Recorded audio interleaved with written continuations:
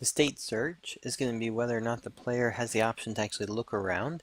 So the box for the state search might be really big, and when the player actually gets to a point where it says whether its health is below a certain amount, so there's an event that occurred, and it says, okay, I need to start looking for health. Or it's just simply saying that at the very start of the game, you want the player to look for weapon. You can also have options where you could just say that it's going to be a constant check using the range. So again, we're using our AI range search. We could say constant, so the box is always on and the player is always looking for points. This may be an enemy that is supposed to just go around and collect all the coins that they can before you can collect them. Locked on means that if anything else comes up, whether the player is being shot at or anything else, it's not going to change its state.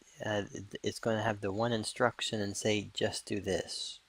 Tile ID is saying to actually check for a tile ID. So if you want, instead of being a random set, you might have just one character with an ID of 3, and that's the only one it will use. The state help is going to be calling out. So the range box is going to be the size of the call. How far can he actually request help?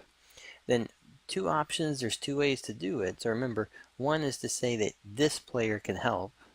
The other is to say, so if I have this off, this player won't help anyone.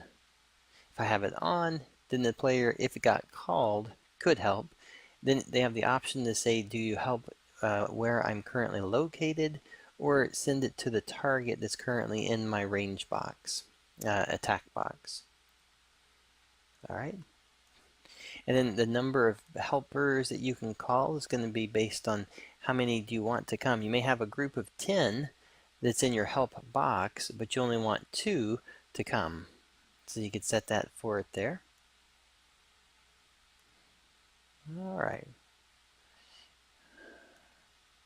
So those are going to be the two basic ones, the search and the help, and those both, what I found is those come are most useful through the event in the AI range, so that when you're saying search is going to be based on enable it, change the size to a large size, not constant, but event-based.